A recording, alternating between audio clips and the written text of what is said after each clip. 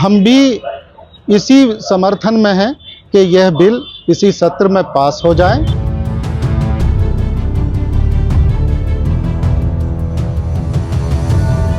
ओवैसी ने और इनके साथ में जो भी ये विरोध कर रहे हैं वक्फ बिल का, इन्होंने जो गरीब और कमज़ोर तबके के मुसलमानों के अधिकारों को छीनकर जो खंजर घोंपे हैं, उन खंजर को निकालने का काम माननीय मोदी जी कर रहे हैं। वक्फ संशोधन विधेयक को लेकर के मुस्लिम धर्मगुरु ने बड़ी मांग प्रधानमंत्री नरेंद्र मोदी से कर दी है। उन्होंने साफ तौर से वक्फ संशोधन विधेयक का समर्थन जताते हुए ये कहा है कि फौरन इस कानून को लागू किया जाना चाहिए और इसके अलावा जो भू माफिया हैं जिन्होंने अवैध तरीके से वक्फ की संपत्ति को कब्जा करके रखा है, उनके खिलाफ भी कड़ी कार्रवाई की जानी चाहिए। दरअसल आपको बता दें, इसी के साथ ही मुस्लिम धर्मगुरु ने असदुद्दीन ओवैसी को भी करारा जवाब दिया है। आपको बता दें कि वक्फ संशोधन विधेयक को लेकर के देश भर में जोरदार तरीके से विरोध प्रदर्शन देखने को मिल रहा है। विभिन्न राजनीतिक और धार्मिक संगठन इसके विरोध में अपनी अपनी आवाज उठा रहे हैं। वहीं अलीगढ़ के प्रख्यात मुस्लिम धर्मगुरु चौधरी इब्राहिम हुसैन ने प्रधानमंत्री मोदी को पत्र भेजकर इस विधेयक का विरोध करने वालों की जांच की मांग की है। उनका कहना है कि जो लोग इस विधेयक का विरोध कर रहे हैं, उन्होंने अब तक वक्फ संपत्ति को भू माफियाओं के कब्जे से मुक्त कराने और इस पर कड़ी कार्रवाई की मांग क्यों नहीं की है। वहीं दूसरी ओर बड़ी खबर यह भी आ रही है कि चिराग पासवान की पार्टी ने सीधे तौर पर वक्फ संशोधन विधेयक को अपना समर्थन जता दिया है। दरअसल पार्टी के प्रवक्ता प्रोफेसर विनीत सिंह ने कहा है कि वक्फ बिल पर बड़ा बयान देते हुए कि चिराग पासवान की पार्टी वक्फ बिल का संसद में समर्थन करेगी। यानी कि जिस तरीके से चिराग पासवान की पार्टी की ओर से यह बयान दिया गया है, ऐसा लग रहा है कि एनडीए के जितने भी पार्टी हैं, यानी कि जितने भी दल हैं, वो सीधे तौर पर वक्फ बिल को लेकर के संसद में अपना समर्थन देगी। क्योंकि हमेशा देखने को मिलता है कि बीजेपी की ओर से कोई भी बिल लाया जाता है, कोई भी प्रपोजल लाया जाता है, तो उसे संसद में जब पास कराने की बारी आती है तो भले ही विपक्ष कितना भी जोर लगा ले, लेकिन बीजेपी के साथ जो एनडीए दल में जितनी भी पार्टियां हैं, वो उस वक्त बीजेपी के साथ खड़ी नजर आती है और इसके पक्ष में वोट करती है, समर्थन करती है, जिससे कि आसानी में संसद में यह बिल पास हो जाता है। ऐसे में कहा जा रहा है कि अब जिस तरीके से विभिन्न राजनीतिक दलों के बयान सामने आ रहे हैं जो कि एनडीए का हिस्सा है, तो इससे वक्फ बिल को संसद में पास कराने में काफी ज्यादा आसानी होगी। लेकिन सबसे पहले बात करते हैं मुस्लिम धर्मगुरु चौधरी इब्राहिम हुसैन की, जिन्होंने सीधे तौर पर यह कहा है कि वक्फ जमीन के नाम पर जिन्होंने अवैध तरीके से कब्जा किया है, उनकी कार्रवाई होनी चाहिए। दरअसल इब्राहिम हुसैन ने अपने पत्र में जोर देकर के कहा है कि वक्फ संपत्तियों को लेकर के अब तक जो भी कार्य हुआ है वो नाकाफी रहा है। उन्होंने सवाल उठाया है कि क्या वक्फ संपत्तियां भू माफियाओं के कब्जे में नहीं है? क्या इन संपत्तियों का लाभ जरूरतमंद मुस्लिम समाज को मिल पा रहा है? यदि नहीं तो इसकी गंभीरता से जांच होनी चाहिए और दोषियों पर सख्त कार्रवाई की जानी चाहिए। इसके अलावा उन्होंने असदुद्दीन ओवैसी पर भी जोरदार तरीके से हमला बोला है। आप भी सुनिए कि चौधरी इब्राहिम हुसैन ने क्या कुछ कहा। माननीय अमित शाह जी ने जो कहा है कि वक्फ बिल इसी सत्र में पास किया जाएगा, तो और जो गरीब कमज़ोर तबका है उसे न्याय दिलाया जाएगा, तो हम भी इसी समर्थन में हैं कि यह बिल इसी सत्र में पास हो जाए, जिससे कि जो गरीब मुस्लिम समाज है उसे न्याय मिल जाए, वो समानता की धारा में आ जाए। वहीं दूसरी तरफ जो ओवैसी ने कहा कि माननीय प्रधानमंत्री जी जो मुसलमानों के जो है वो गोलियां चला रहे हैं मुसलमानों पे ये बिल ला करके, तो मैं ये बता दूं कि ओवैसी ने और इनके साथ में जो भी ये विरोध कर रहे हैं वक्फ बिल का, इन्होंने जो गरीब और कमज़ोर तबके के मुसलमानों के अधिकारों को छीनकर जो खंजर घोंपे हैं, उन खंजर को निकालने का काम माननीय मोदी जी कर रहे हैं और उन पर मरहम पट्टी लगाने का काम भी कर रहे हैं, उन्हें समानता और न्याय दिलाने का काम कर रहे हैं। इसके अलावा उन्होंने ये भी कहा कि मुस्लिम समाज की रहनुमाई करने वाले कुछ लोग ही समाज को नुकसान पहुंचा रहे हैं और जरूरतमंद मुसलमानों को उनके अधिकारों से वंचित कर रहे हैं। ऐसे लोगों की पहचान कर उन पर सख्त कानूनी कार्रवाई की जानी चाहिए।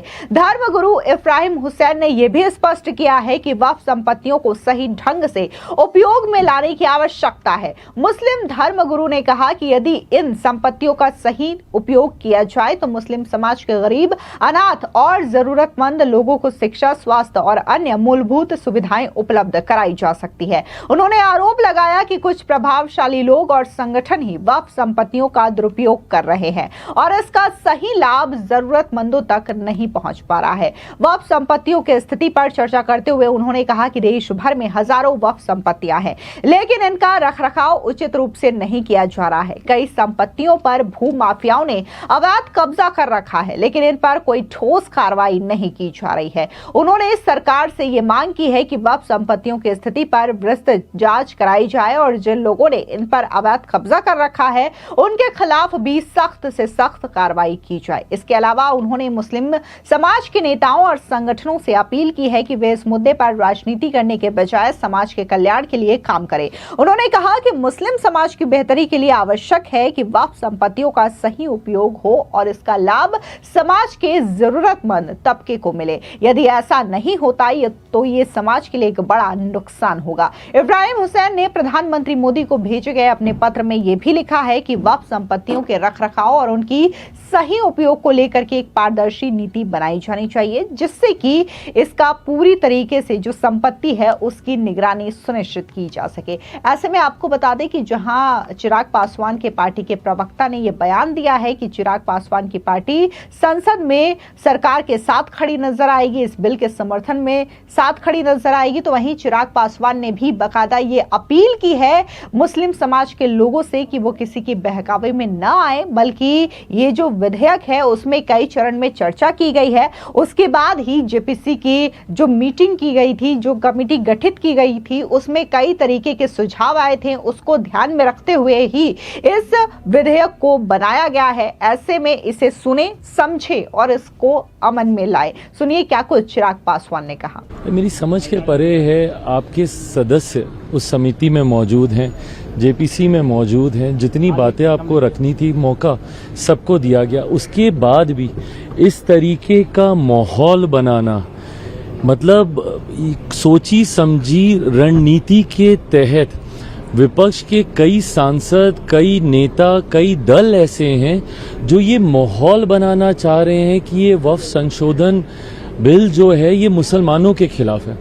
मेरी समझ के परे है कि इस तरीके से मुसलमानों के बीच में आप अपनी राजनीतिक रोटियां सेकने की सोच से, और कौन कौन से दल नहीं है, कांग्रेस जैसी पार्टियां, राजद जैसी पार्टियां, सपा जैसी पार्टियां। सच्चर कमेटी की रिपोर्ट 2006 में आई थी मुसलमानों के हालातों को बताती हुई।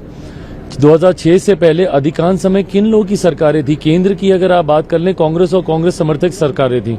मैं अगर अपने राज्य बिहार की बात करूं तो 15 साल तक लगातार राजद की सरकार थी। उसके बाद भी मुसलमानों के हालात इतने बदतर थे, और आज आप सबसे बड़े उनके मसीहा बनते हुए उनके बीच में ये भ्रम फैलाने का प्रयास कर रहे हैं कि वक्फ संशोधन में ऐसी चीजें कर दी गई हैं जिससे पता नहीं मुसलमानों का कितना अहित हो गया। इस सरकार की सोच है कि एक गरीब मुसलमान को भी, मुसलमानों में भी ऐसे वर्ग से आने वाले लोग जो अभी भी मुख्य धारा के साथ नहीं जुड़े हुए, सबको बराबरी का हक मिले। जितने संशोधन हैं उस सोच के साथ किए जा रहे हैं, और बिना मतलब अभी तक पार्लियामेंट में ये आया नहीं, इसके ऊपर चर्चा नहीं। जब आएगा, चर्चा होगी, अपनी बातों को आप रखिएगा, उसके बाद आप बोलिएगा कि क्या सही हुआ, क्या गलत हुआ। इन एंटीसिपेशन पहले से ही ये सारी बातें कर कर समाज के बीच में गलत संदेश देना, उनको भ्रमित करना, ये कतई उचित नहीं है। बिल्कुल ये सारी चीजें राजनीतिक दृष्टि से की जा रही हैं। बिहार में चुनाव है, इसीलिए आज सबको मुसलमानों की वहां पे याद आ रही है।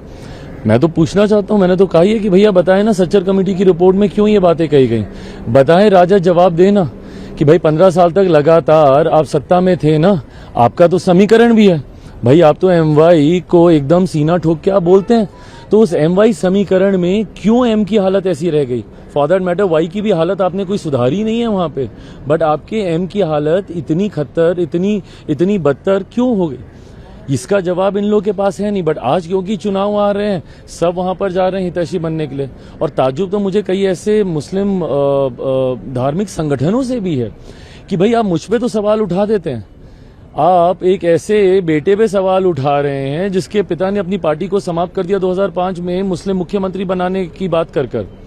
बट इन लोगों से आप सवाल नहीं पूछ रहे जो अपने आप को मुसलमानों का संरक्षक बोलते हुए, उनका हितैषी बोलते हुए आज तक उन्होंने मुसलमानों को लूटने के अलावा, उनको अपना वोट बैंक बनाने के अलावा उन्होंने कोई काम नहीं किया। दरअसल आपको बता दें कि विपक्षी दलों की ओर से आए कुछ सुझावों को शामिल करने के बाद संयुक्त संसदीय समिति ने वक्फ विधेयक में संशोधन को लेकर के जो सुझाव दिए हैं उसे सरकार ने मान लिया है और माना जा रहा है कि इसी के आधार पर सरकार की ओर से ईद के बाद संभवतः मंगलवार को लोकसभा में वक्फ विधेयक पेश किया जा सकता है। कोशिश ये होगी कि इसी सत्र में कम से कम एक सदन में इस विधेयक को पारित किया जा सके। अगस्त 2024 में वक्फ संशोधन विधेयक को जेपीसी के पास भेजा गया था। देखना दिलचस्प होगा कि जब मोदी सरकार की ओर से इस विधेयक को सदन में पेश किया जाता है तो इसके आसार क्या होंगे। फिलहाल इस पूरी खबर पर आपकी क्या राय है, कमेंट सेक्शन में जरूर बताएं। धन्यवाद।